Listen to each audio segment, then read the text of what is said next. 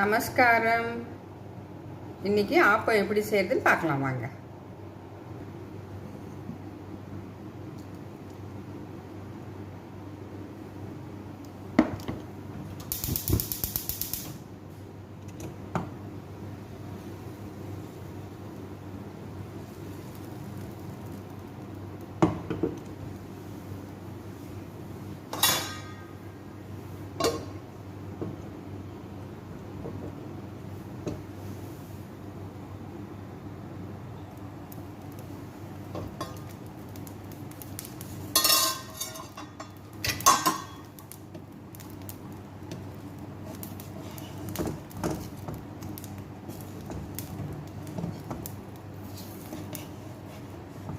Appam ready.